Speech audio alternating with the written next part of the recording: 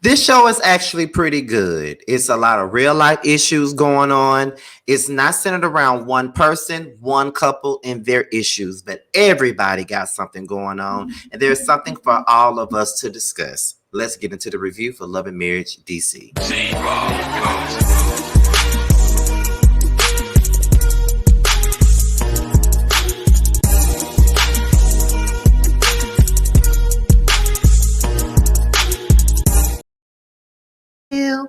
I choose you to be with me and welcome me, so you better not flake it up. Baby, baby, baby. I got so much love in me. Oh, baby, baby, baby, baby, baby. Cause if you're gonna get me off, you got to love me, D. Yes, yes. What's going on, y'all? This is your boy, Scotty by Nature TV, and we're here for another review of Love and Marriage DC Season 2, Episode 3. What's going on, you guys? What's going on? Now, before we get into tonight's review, okay, let me let you guys know what I got coming up. So you guys know that your boy is nominated for 2 Boss Babe Awards, okay? Boss Babe YouTuber of the Year and Boss Babe Podcast of the Year with me and my best friend, Jamar84. Please be sure to vote for us in both categories, okay?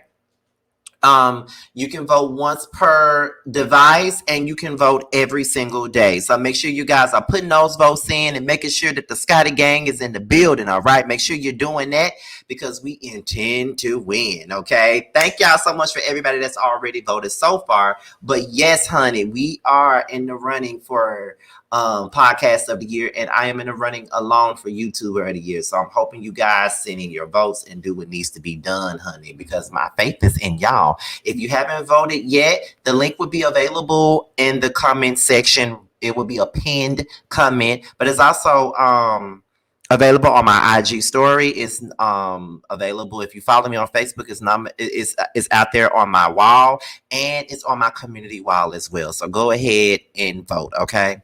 So anyhow, anyway, let's go ahead and get into tonight's review, which is for Love and Marriage DC. So we're going to open this thing up with Arena and Winter. Now, they're still going back and forth about what they were talking about last week at that part.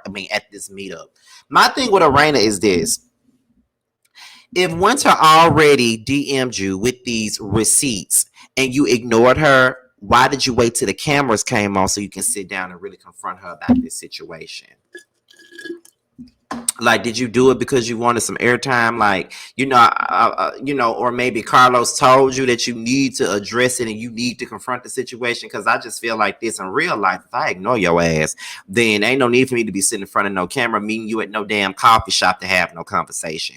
I don't know what Winter's intentions were with this information. I really feel like she could have kept it really to herself. Honestly, that's what I believe. I feel like she really could have kept it to herself because there's really nothing she could have done in this situation. I'm like, girl, like, what was your point of even bringing this to her, talking about it with her? Like, it's clear that she didn't want to hear it, and we already know that she didn't want to hear it no damn way. So it's, to me, it's like, okay, what's the point? Like, it wasn't no need for us to even be talking about this. And Arena is not going to hear anything that Winter says, honestly. And I feel like no matter what Winter says, Arena's going to add herbs and spices to what she said. But Winter is messy. We got to be honest about it. She is messy as hell, and there's no way around it. She is, and the sooner we realize that, the better. Winter ass is messy. Yeah, she's good TV. She made the show semi-interesting last year, but she messy. But, Arena ain't too far gone herself. I just felt like she came there just, deflecting as well, because she know that she was threatening Winter when she said, if I catch you in the streets of DC, I'll show you how mute I really am. Girl, that's a threat. You want to fight. Stop. You know what I mean? Like, you don't say no stuff like that unless you really want to fight. And she want to fight. Like, girl, stop, Arena. You know what you was doing when you said what you said. Let's not play these games. You knew what was going on. Like, girl, stop.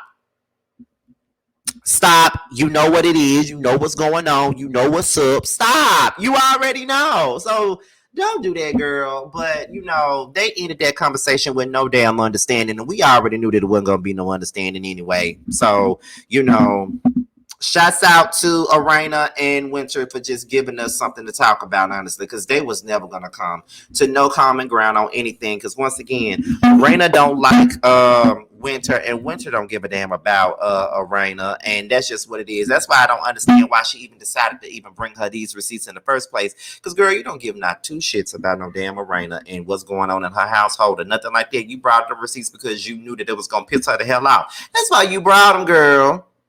Let's not be phony about it. Like, you don't give a damn about that girl or what's going on in her life. It's like, you got the tea and you wanted to bring it to her. But I can say that at least you tried to let her know what was going on. At least you tried to let her know. Most people wouldn't let her know a damn thing, but she let her know what was going on, and that's just it. It was up to Arena on whether or not she wanted to accept it or not, and it looked like she didn't want to accept it. So we can move on to the next thing, okay? So we're going to move on to Ashley. One of the scenes that really got me is this scene right here with Ashley and her mama. Now, we already know that Ashley wrote a book talking about her life, and, she's spoken on her relationship with her mama and how her mama moved out, left her alone when she was at the age of 16, left her alone to fend for herself, and she had to take care of herself from that point on. She left her for a man. She moved out, moved in with a man, and all that stuff. So Ashley came over, and they had a discussion about it. And to me, it seems like her mother was in denial about what really happened. Her mama did not want to take any accountability for all the things that Ashley said. All she could say was, you was a bad child. You was a bad child. And it don't matter if she was a bad child. Okay, let's say that Ashley was a bad child. Let's say that she was. Okay, what's your point? You still left your child to fend for herself for a man. Let's be honest about it. You still left your child by herself for a man. There's nothing that you can say to make your point valid here, because there's nothing to make your point valid at all. It's just the facts of it all. Like, you sat there, you allowed your daughter to be on her own, and that's it.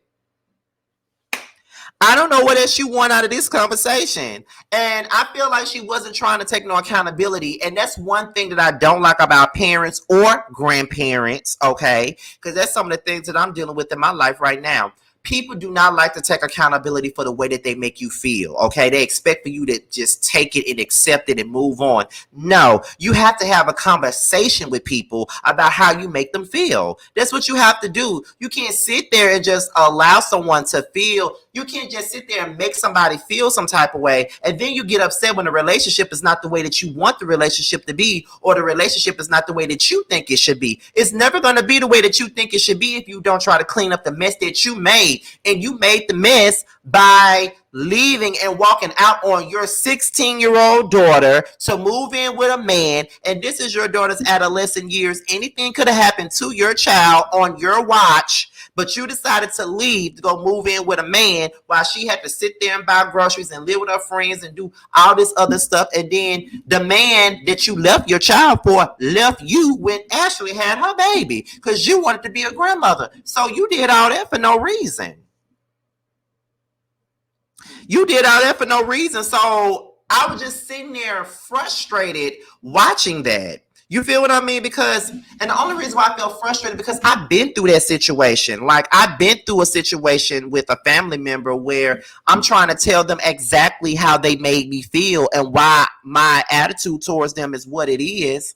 And they sitting up there making it seem, they trying to tell me how I was and all this other stuff. But did it ever occur to you that I was the way that I was because of your actions? That's what I don't like about people like parents or grandparents. They don't want to take accountability for the things that they do in the way that they make you feel about stuff. That's the problem here. And I can't mess with that. I can't rock with that. I can't do nothing with that. I just can't. Like, it's all the way effed up.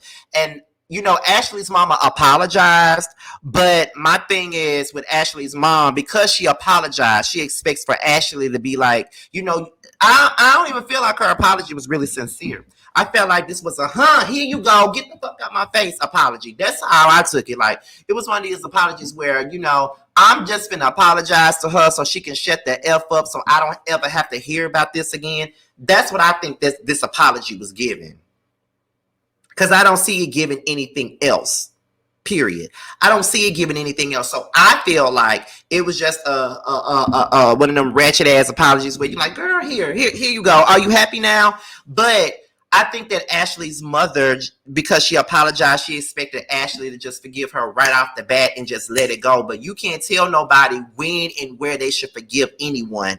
Just because you apologize don't make everything right. A person has to process the shit just to make sure that A, you're being sincere, B, you're being, genuine with your apology, because not all the time people are genuine with their apologies. It's just what it is. And I don't feel like she was really genuine. It was like, I'm going to give her this apology so she can shut the hell up about it. That's the type of apology that she gave. But parents and grandparents, I'm going to keep throwing grandparents in for a reason. And I won't even speak on that because people get upset when I speak my truth on that.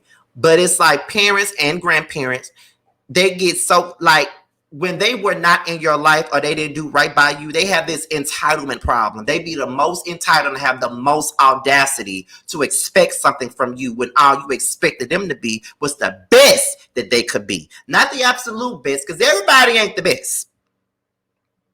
You can only do what you can.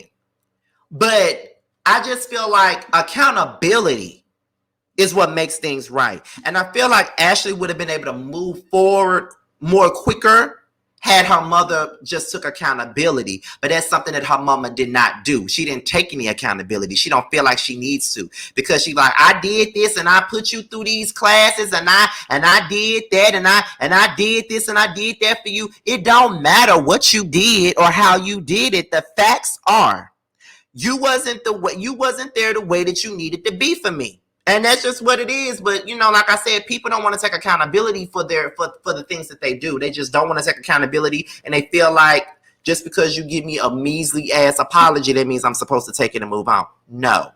That was a real life scene because like the gaslighting and all that is very frustrating. And I understood where Ashley was coming from with that. So we get into Joy and Clifton. Baby, when I tell y'all, Clifton is so fine to me. And I don't know what it is about him that's so fine, that makes him so fine to me, but I think it's that voice. Like one of my subscribers, and I think that he's a fellow content creator as well. If so, I got to work with him in the future. But he sent me, like, we were all on Twitter tweeting about it, because I know Chef Dun agreed with me, T agreed with me, and this particular person that I'm speaking of agreed with me. And when I said, I don't know what it is about him, but he is so fine to me. And then he responded with, it's a combination of the voice and appearance for me. He got a swag about him. And I agree, because Clifton is fine to me. Okay? He is fine. And I thought he was fine the moment I saw him on my TV. I'm like, okay, give me a little bit warm on the inside. All right. All right, then. Give me warm, child. Give me warm. But anyway, he trying to do this beard oil because, he got this nice beard on his face. And, sometimes, women smell it and want to put it on their bodies and shit, child. But he trying to get this beard oil off the ground, and they're just looking at different products. And as they're doing that, they're talking about the wedding preparations. And, Joy is having second thoughts about the wedding. Not second thoughts about marrying him, but she's having second thoughts about the wedding itself. She's not really sure she wants to have a big ass wedding with a whole bunch of people in there, because she feels like, the way that I feel like F these damn people. You feel what I'm saying? Like, I'm here to marry you. Like, I could care less about everybody else. And, Clifton is like, yes, I understand where you coming from. The wedding is really about us, but it's really us sharing our love, our day with people, with our family and friends. That's what really matters. You feel what I mean? So we basically are sharing this wedding with, with them. And she said, yeah, I'm in this to the day we die. So, it's nothing that I'm doing it's nothing, the way I feel ain't got nothing to do with you or how I feel about you or this or our relationship. It's more so about me and this wedding. I don't know if I really want all that extra stuff.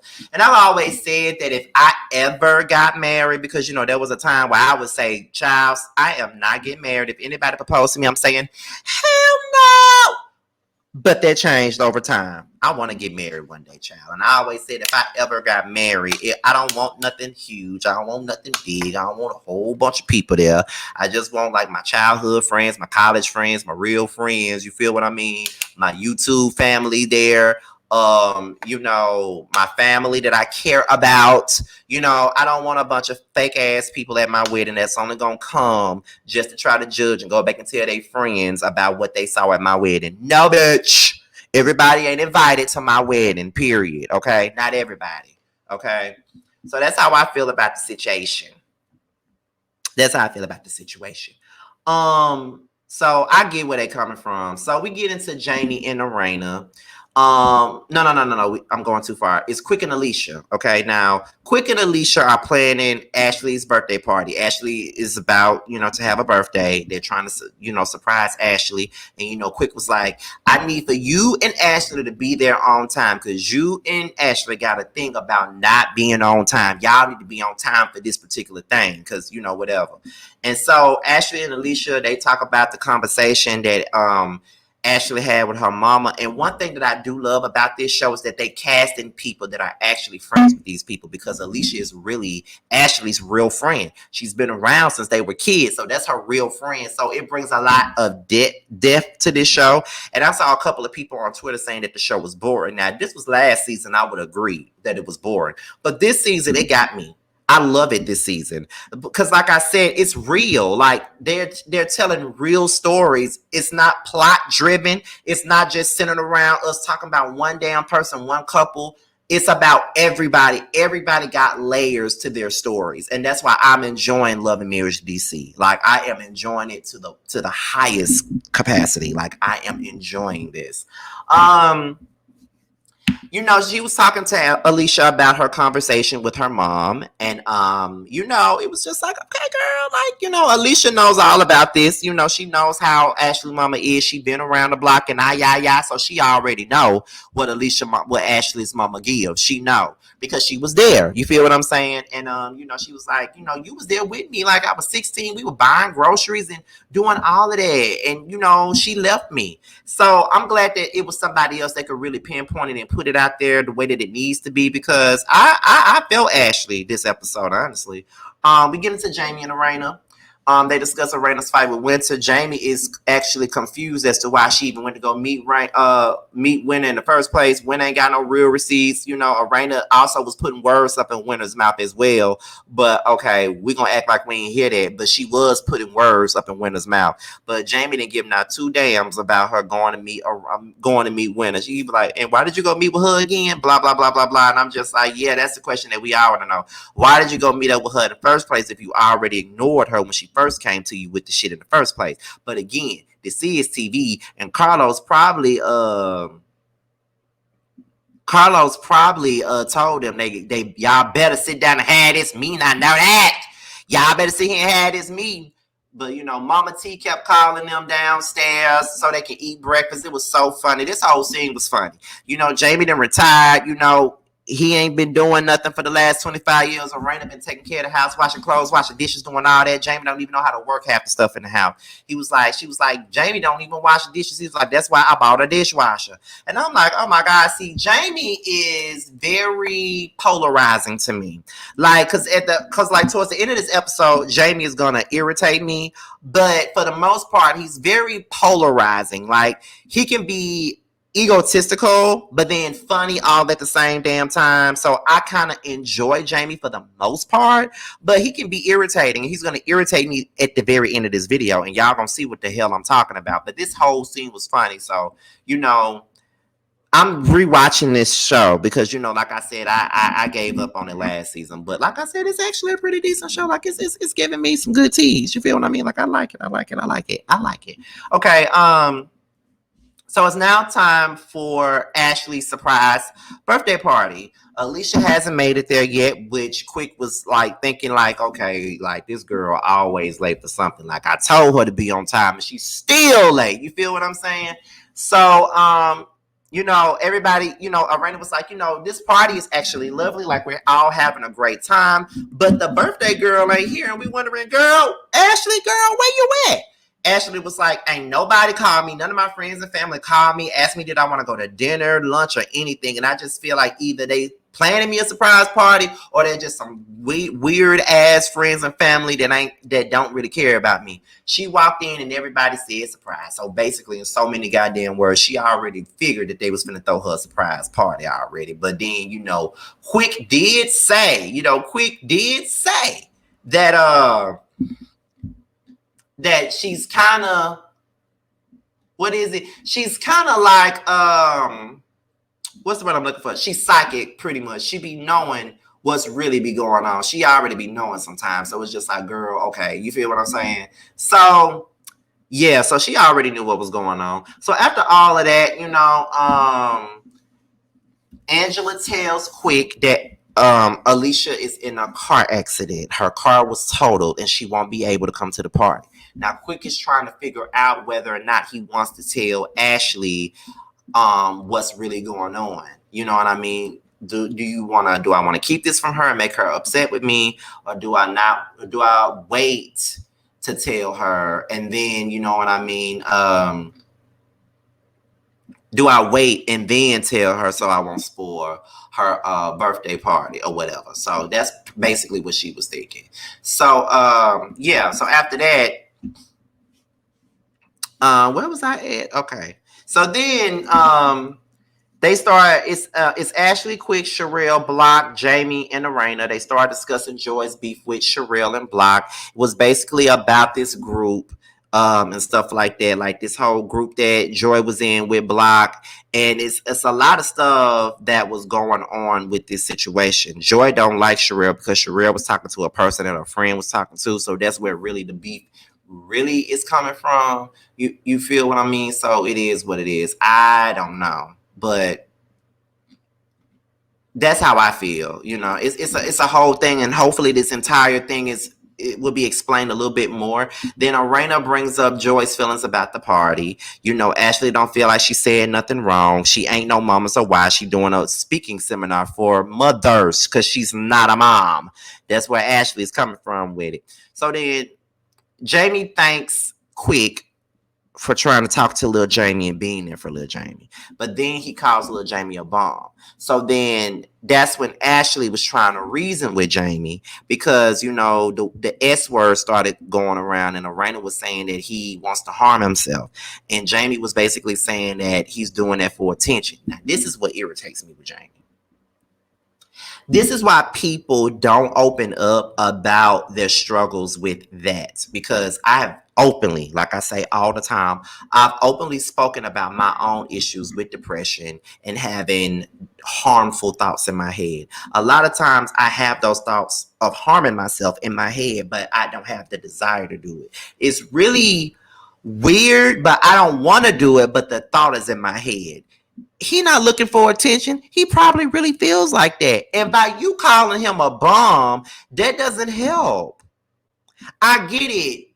You want to toughen your son up, but playing with someone's mental health is not the way to do it, Jamie. That's what I just don't agree with it. And you want to get your ass on social media and then get upset about people giving you criticism about it. But when you put yourself out there on national TV for people to have an opinion about what you're doing, then that's just what you got to deal with, Jamie, honestly. I don't agree with that because I have had my own moments and I totally agree with Ashley. That's not the way to do it. And you thinking that he doing this for attention and all that stuff. It's not for attention. I swear to you, it's not. If a person's saying that's how they feel, most of the time that's really how they feel. But a lot of the times when people actually go through with that situation, a lot of folks be shocked and shit because they like, well, I didn't see that coming. Of course you didn't see it coming, because anytime somebody says something about wanting to harm themselves, the first thing people try to say is that they're doing it for attention, and it's not always that.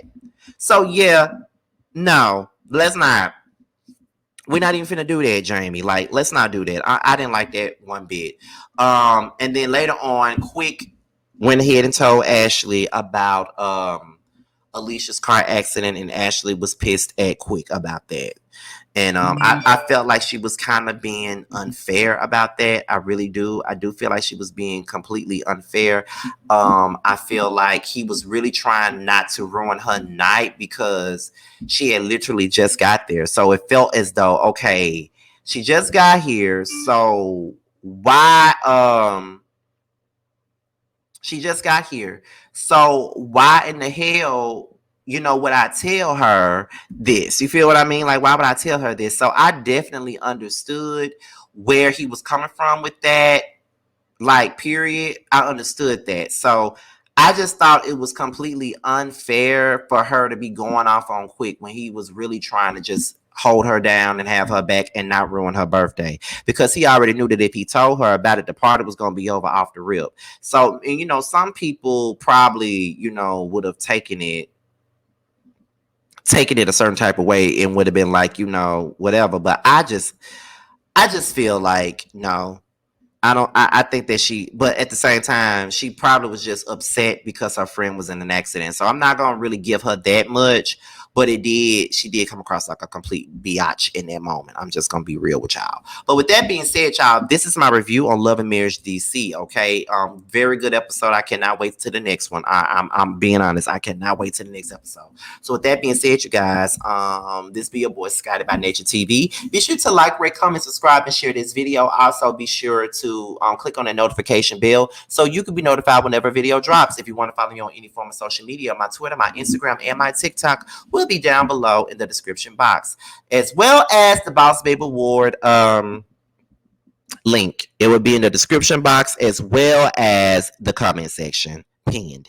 With that being said, you guys, your boys out here. Until my next video, I will talk to you guys a little bit later. Bye bye.